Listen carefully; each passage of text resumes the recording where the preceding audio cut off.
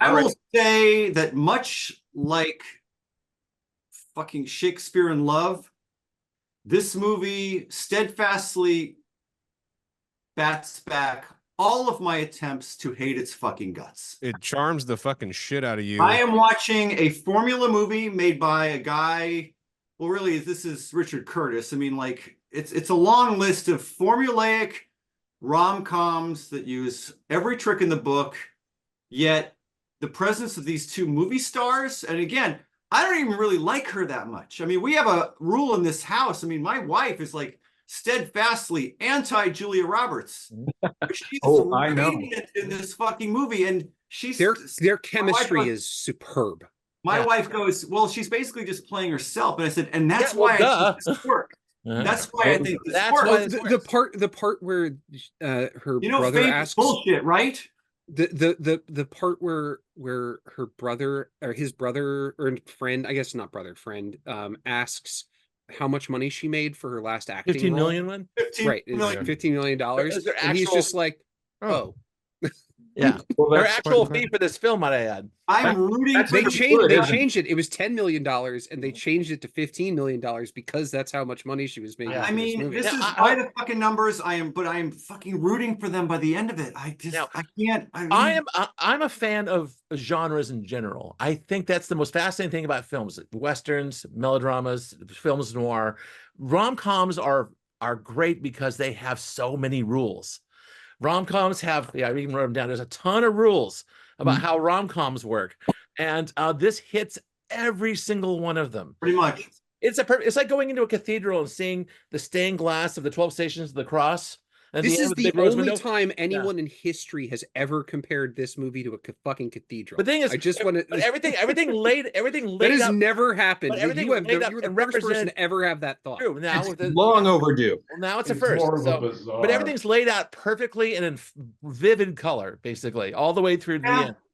And it's like every single rule is obeyed. Every single trope happens. Well, and Scott, you get two meet cutes, not just one. You're probably gonna, that's unusual, and you're probably gonna read them. But you mentioned it in the last one. But the grand gesture in this one is very grand, very grand. And you know when movies like this exist because of a much better film that came out in the late '80s, and that's called When Harry Met Sally. Oh, that's also and that is top 5 favorite rom-com. I think I might agree with you on that one. And you know, in that movie, there is the grand gesture where she's at the New Year's Eve party at the very end, and he runs, in and gets me every fucking time. We could talk about his speech. The genre. There's Truly Madly Deeply. There is Love Actually. There is Pretty Woman. Love Actually is like a greatest hits, though. Too many notes. Love Actually just doesn't work at all, except for the rock and roll character. There's lots of classics in the genre, and this is probably the gold standard of the classics. Even I want to hate this movie just like Chris. I even rolled my eyes when they all got in the car and they had to go together. I'm like, this would never fucking happen. But it's so good. That's a funny scene. It is. It's a funny scene, but why the fuck is everyone in the family going? It's just a stupid movie. It's like it doesn't matter though. It works. I love that they have a character. They have a character who's in a wheelchair, and essentially it's like, she's in a wheelchair. Who fucking cares? That's the illness thing. See, yes, there's the illness thing. Although, again, there's a great part in this where he's like, she fell down the fucking stairs and now she's in a wheelchair for the rest of her life. Okay, that's the story, right? Like that's why she's there in the. That's why her character's in the movie is to put all of the Julia Roberts character's problems into perspective. Thank you, Scott. Well, she may be in that wheelchair, but she's happy. Now she's in a relationship with somebody she loves. Speaking of what a great scene when they fight over the brownie, and it's well written because Julia starts to tell you all of the downsides to a movie star's lifestyle. I'd have two which are horrible, really, on some respect, or on some level. But then of course they pull it back and they go, nah, you're You're a millionaire, so you can fuck off. The thing about this film is also but that's a very realistic, like, you would imagine having a conversation like that with somebody, and you would feel for them and what they're going through, and then have that moment of like, yeah, but you're also a fucking movie star and you're a multi-fucking millionaire. Like, well, this is a great scene. This brings about a bullet point about the rom-com thing is the absence of poverty. You know, you talk about Julia Roberts. Yeah, she's visibly and unescapably rich and famous, but his family is almost as rich. I mean, they live in Notting Hill. I don't know. She buys him a Marc Chagall painting. That's she's at a different level. Obviously, that painting's like $5 million. But nonetheless, these guys are very comfortable. You're not wrong, Scott. I mean, his problem is his bookstore that he owns is failing. I mean, his friend's problem is that he's a stockbroker who got fired. These aren't people that have to being a shitty stockbroker. They're like upper middle class. Probably can go back to the well. It's absolute crap. Yeah, they probably can undetectable, but there's a well of family money behind them. I'm running a bookstore for fun, basically, or I'm a the stockbroker job. You know what I mean? And I like that that's explicit in About a Boy. Like, very explicitly, he does not have a job. He does not need a job. He will never need a job. Like, is also true in this one. But it's not. And the thing is, you don't think about it because it's just you see it in the cues. Like, they live in this nice neighborhood, they have nice things, so it doesn't matter. Need a 1,000 square foot travel bookstore. You fucking weirdo. So you knock out the money thing. All of a sudden, the film becomes. Well, he does have a small place with a weird flatmate. I mean, it's I think he isn't. But he doesn't have a flatmate because he needs help with his rent. He has a flatmate because he's lonely. Weird sidekick is another genre, is another important part of this is the best weird sidekick in rom-com. He was a weird sidekick. It's so good. You ever seen my life. I think the better weird sidekick is the one behind you. He's also pretty good. He's pretty good, but they're both awfully weird. Actually, is that the bookstore guy? Yeah. Girl, I think was it the sister? She's also extremely weird too. So and of course she ends up with the roommate. That's very much on purpose. Yes. Yeah. One of the things it's like, okay, you guys can go be crazy together. One of the things that's great about this film is that, likes crazy. You know, that was originally offered to Brad Pitt, the lead in this film. And Brad Pitt says, he read through the script and said, it is not feasible or plausible that I would be in a situation where I would be refused on dates. Right. And also I would be I'm too attractive to own a bookstore. Yeah, exactly. Like, he literally said those things. But Hugh Grant, the thing is, because Brad Pitt has self-awareness. He's right. Yeah, he's right. And the thing is, Hugh Grant's not. He's a cute little number himself, but he's so self-effacing. It works. It works. It brings you in. It's good stuff. His performance in this, because it's the caricature that he was desperately trying to break out of, is distractingly a caricature. The floppy hair, the eyes that go like this. There's so much thing happening in his. But if you're watching, I think if you're watching his career though, but if you're watching his career, this is his. Like, if he was a band, this is his best album. This is like his what he was working up to. His whole. This is his Nevermind. This is his Led Zeppelin 4. Yeah. I mean, this is his Fairweather Johnson. This is the second fucking Hootie and the Blowfish album. That's cute. I don't disagree. I mean, I find it really disturbing that you know the names of Hootie and the Blowfish albums. I'm sorry. My guy, do you know how old I was when those were coming out? That's all the music that existed when I was like 14. Okay, again, for me, she's so fucking good in this movie, and it kind of pissed me off. Like, we like to dunk on her. I'm so glad I made my point, Chris. You want to hate her, but one of my points I've always wanted to make, and I hope at least a little of it moved across the couch. But she's just a girl. My wife has always been like, I hate that line so much. I was going to bring up that line because I've forgotten about that line. The line. I have remembered it from the day I watched this when I saw it on video.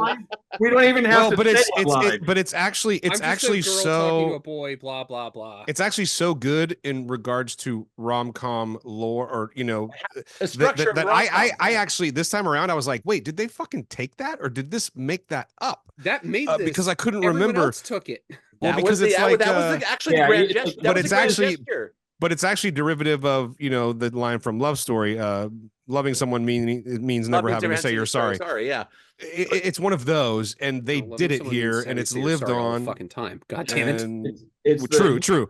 Also, I felt a lot of gender reversal stuff going on in this thing. It's like, well, of course, because she's the rich one. She's I love the famous one. That was kind of like, neat. I like he's going along it with is it, right? it is the It's the upside twist. down version It's- of She's in Pretty Woman. shitty action movies. Yeah. Yeah, she's in. Yeah, yes. Oh, but I will say this: She's running lines for shitty action movies. the first Nancy Modine. Henry James.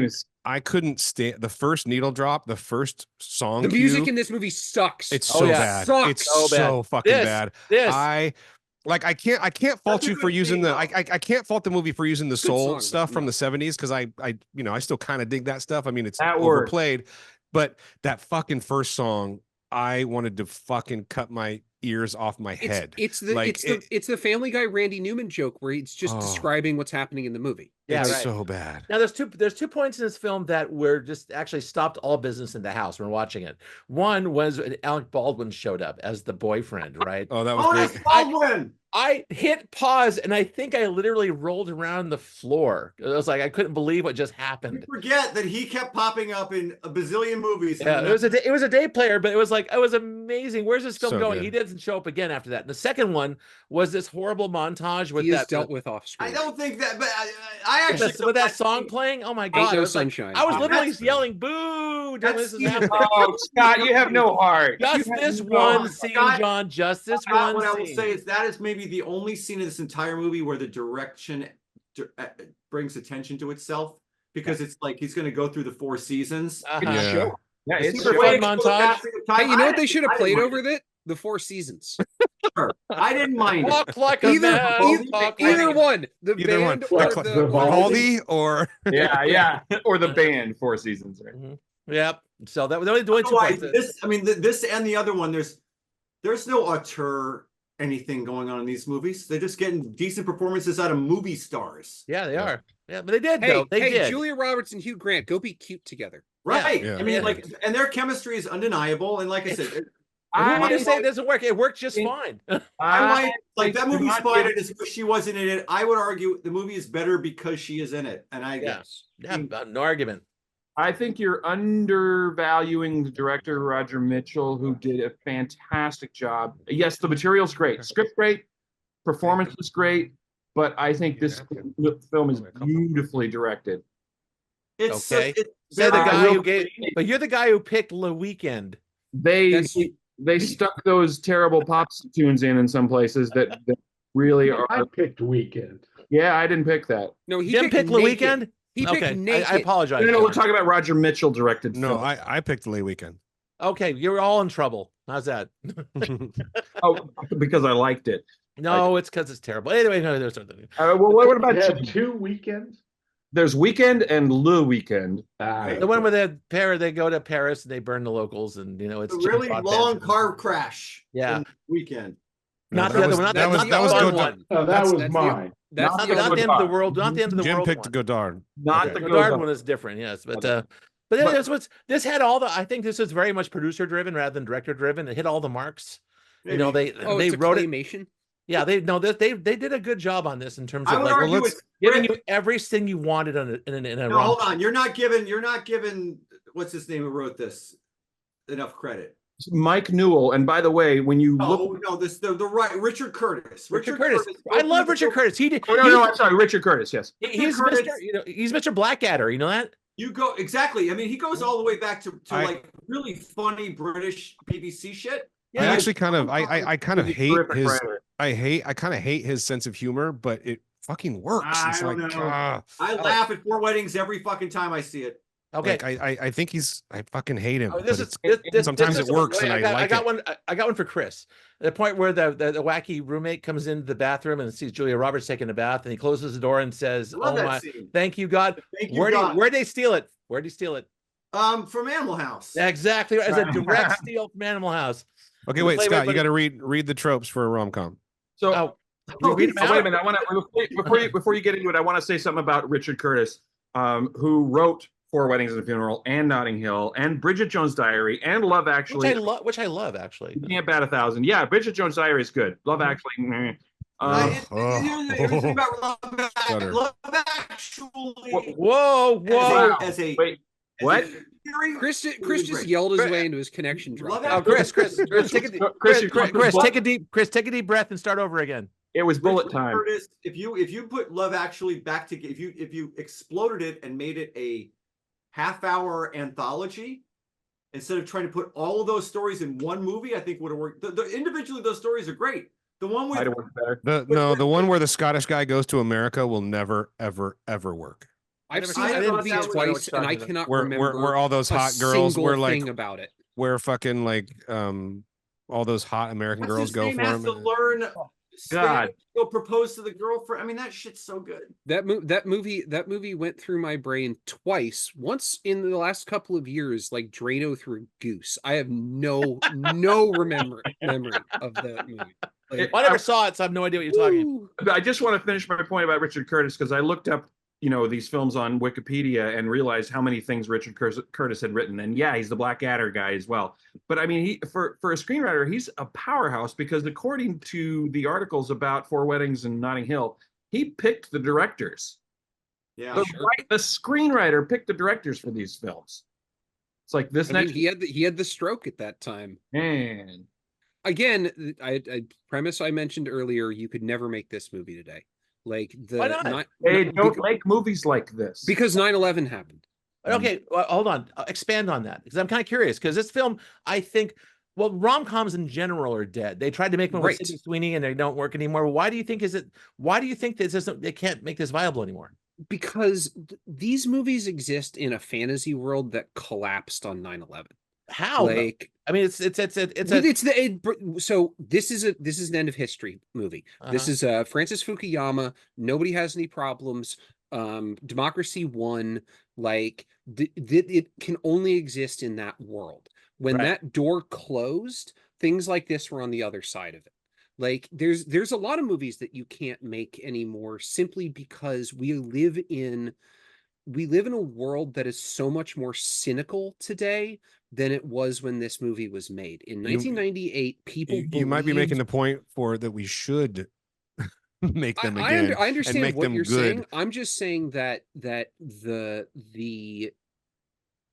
this movie exists in a time when people thought Pax Americana was going to exist for the rest of politics aside, I see your point. The thing is, there's a lightness to this film that isn't in a kind of the more modern world we're living in. No, because a modern version of this movie would have to be cynical. But Scott brought up the last that one Sydney Sweeney just did. It didn't work. It's really bad. And why I didn't see it. So and why is that? Because Glenn Powell was a robot. True, maybe.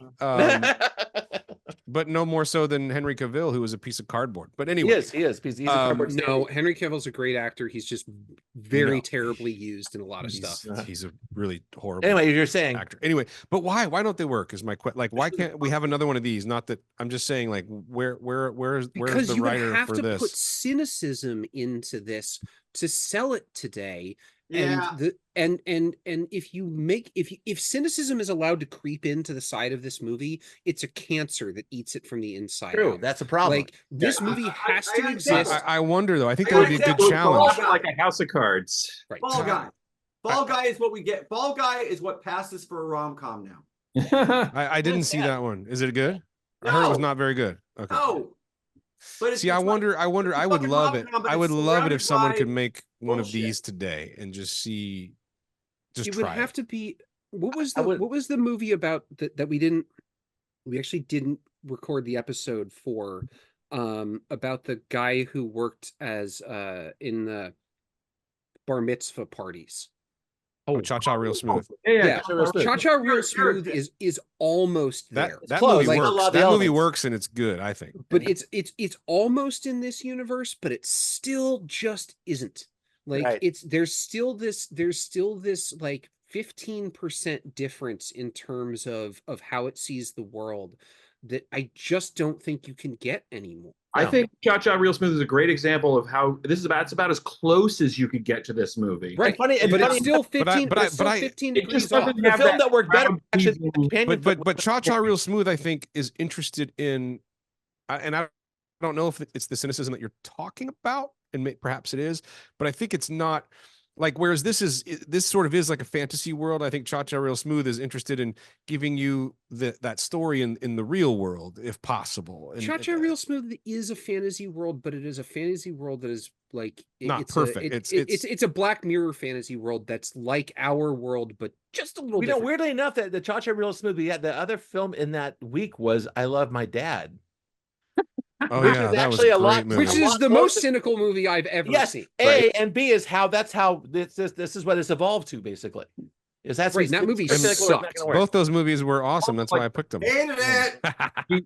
It's almost like nowadays you have to traumatize your audience. You have to go there. Yeah, it's sad but true, And man. then you can still give them a happy ending and tug at their heartstrings, but for cred, you have to also go there and You have to brutalize people. Yeah, I know. All right, it's John. brutalized. All right, which, John. which rips up the tissue of the rom-com idea, which is again, you in the late 90s, people had found a way to push the brutality of the world out of their brains. Yeah. And then we got to So yeah, it's not like shit wasn't happening. We had the Gulf War. We had bad shit happening. We had but it was all shoved out to the periphery, and you never had to think about it. So Hollywood was a lot healthier back then in terms of movie theaters and things like that. It helped. True. Yeah, we didn't have the phone. Chris is pointing out, which is very true. The phone. We didn't have the phone in 2002. The phone is the fucking root problem with almost all of society, Bingo. like, in terms of socially and culturally. And all movies. Oh, that's true. And all movies. Off. All right. Okay. We got to get. I got so much to say about this movie, and I'm saving it. But we got to get Jim's corner. Our patient Jedi Master is yet to weigh in. The patient Jedi Master is biding his time. I liked it. I liked it better than the other one, and it's funny because, like Chris, I really don't like Julia Roberts, but I thought she was okay in this. I think she's been horribly misused a lot in her career. Yeah, I mean, is she in one of the Ocean's 11? Yeah, she's really good in this in Ocean's 12, and I think she's 12. Yeah. Yeah, when she's allowed to be something other than sort of the ditzy. I don't agree. I think she's not a strong actress, but she works here for exactly what Chris said, because she's just playing herself. Quick story. But that's the thing, is herself is a much more interesting person. Yeah. 2 weeks ago, Gloom Girl and I are driving to San Francisco on a Friday night. We get to corner of Sacramento and Masonic or something, and like, oh, look at that cute dog.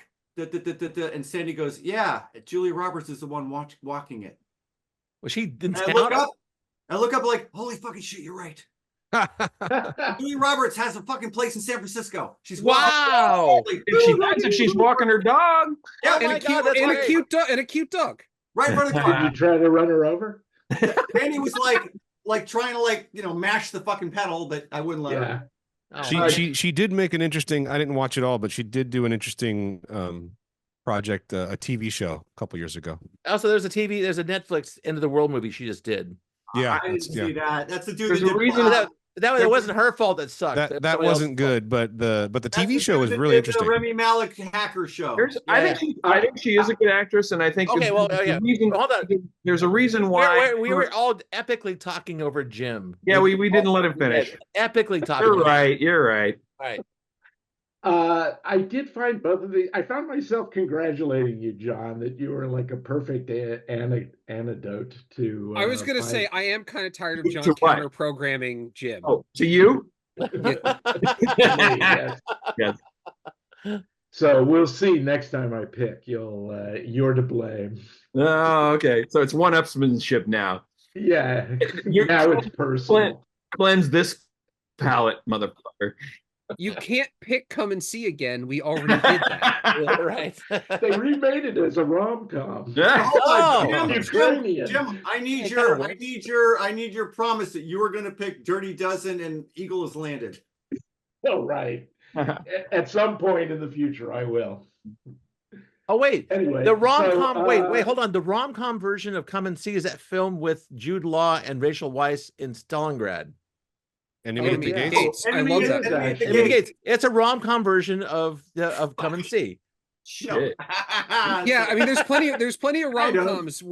rom-coms when Ron Perlman gets shot through the fucking face. Hey, that's the more serious type of rom-com we're talking about now. God. So that's the thing. Yeah, Well, that's the severe think illness. It's Aliens bullet 4 to is the a dome. rom-com. Okay. too. All right. I think we need to show of hands at this No, point. I got stuff, Oh, man. go, John, please. Oh, sorry. Take it. Let him stop. Who brought up the brownie scene?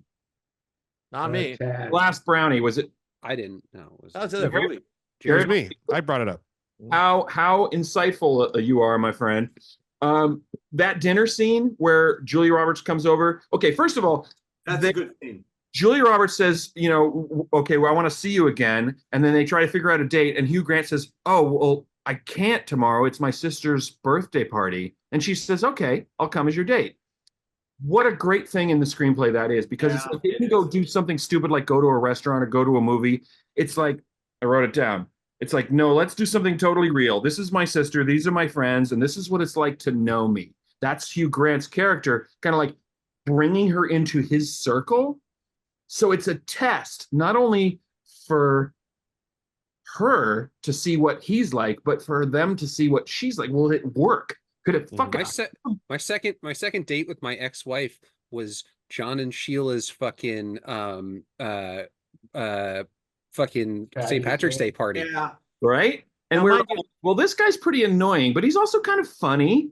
I think this could work. Well, no, the thing is, John, but you're saying that this actually it's that is kind of finding her acceptance with these people, but it's also the meet cute going extended. Like the main characters, it's the meet cute for the whole family keeps happening. Right. So That shit works so good. Like there's two of them in this where it's like you're gonna drop the movie star in the middle of normal people and watch their reaction. Yes, it got tiresome. And this cast is incredible. But actually, I love the reaction when she left the flat and everybody went. And then there's that perfect tag joke where Hugh says they always do. When I leave. Yeah. Which is exactly what I do if Julia Roberts came into my house. I adore this movie and I adore that dinner scene most of all. And I wish that Hugh Grant's friends were my friends and they would have me over to dinner. Yeah, and I can see that. The reason I picked two movies with Hugh Grant, but really About a Boy was just my follow-up. It's like, oh, I haven't seen that in a while. I'll pick that. But I really wanted to watch this again, even though I've seen it so many times that I've committed huge swaths of dialogue to memory. Hugh Grant is the master of the stammer. That whole thing where he says at the end in the big gesture scene, Scott, he says, if you would in fact reconsider. That line reading, that fucking line reading. He is the master. He is so great. He knows himself well. Richard Curtis writes him perfectly. Woody Allen, but it fucking works. Yeah. Right? Yeah. Even like when he's dying at the fridge where he's like, you know, peaches and honey if you also that whole fucking weird well, he's a tall, handsome Woody Allen who actually equally gets in trouble with girls in America, right? You can actually understand why women I'm sorry, there's a big fucking difference. I know. I actually understand why women fall in love with you. I am being silly at this point. The thing that Hugh Grant got in trouble for should be legal. Let's put it that way. Well said. He's just satisfying a need. All right, so let's no, I got more. I'm sorry. There can't be more. There can't be more. I have to plug the reason I picked it. It's been on my list forever, but the reason I picked it this week is I read this great column by this guy. He's got a regular internet column called 5 a.m. Story Talk. He's a screenwriter named Cole Haddon, and he not only wrote a column about this movie, he wrote a column about the dinner scene, about the last brownie test that they give to Julia Roberts. And it's really good. And Scott, I want you to put a link up for it so people can go see it. But that was my inspiration. No. But what a beautifully written scene that is in that. And some of this I'm copying from Cole's column, that it's a test for everybody involved. It's like, how will she work in Hugh Grant's character's life? And she's also checking these people out and seeing what they're like, right? And it turns out it worked.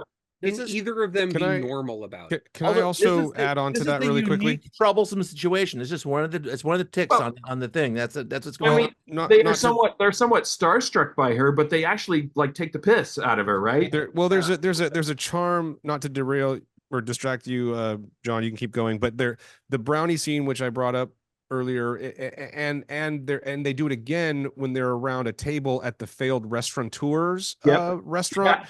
Yeah. There is a there is a lovely, lovely thing in this film, and I think it's very British, where they can sit around and literally joke about all of their failures. Yeah. The way that Americans don't, and it's so charming. It's so funny. But wait, and they can all. Is that British thing, or is that British thing or a movie thing? I think it's it strikes me as well. What in this scenario, it's both because it's in a movie and it's from Britain. So, but I think there's also it's lovely though. There's a roasting your friends thing. Yes, there's a roasting your friends thing. But you mean busting balls, basically. It's one of the best. It's one of the best things about being in a big group of friends is you all get your turn. Like everyone's gonna crack on you, and you're gonna crack on everyone else. Like it's this show, but everyone is so comfortable. I just wrote the time code down. So yes, I love how everyone's so comfortable with it though. All the characters, and it's so funny, and they do it in both those scenes. But and I just think it's charming. Sorry, John, go ahead though. No, you're absolutely right. They turn it into the game. That's the point of the brownie thing. Is whoever's the most pathetic gets the last brownie. It was. I just found it really obvious. It didn't do a thing for me. No, that's why they pull it though, because they try to. That's why I brought up initially was they try to give you a little bit of insight into a very famous movie star, just to tell you that they still have problems. These people still have problems. Well, but then they pull it away from her because it's like, well, you do have problems, but you're a millionaire, you know. So fuck off. Fuck off, right? But you know, these brownies represent X, and that I thought was a little on the nose. That was my problem. It was who went to a public school wins. All right. Okay. Right. We have got to go to cards at this point. We have to. Anything else, John? No, I love this movie. I actually like this movie better than About a Boy. Way more than I want to. I saw this second. I saw a second of Notting Hill and actually went all the way up because I think this is actually the other one. This is better than About a Boy. About a Boy. I agree. This is that stained glass window thing. It's perfect. It's perfect. About a Boy made me like this movie more after watching it. Yeah, like retroactively made me like it. This is the top five rom-com for me. This is again an extraordinarily mild thumbs up.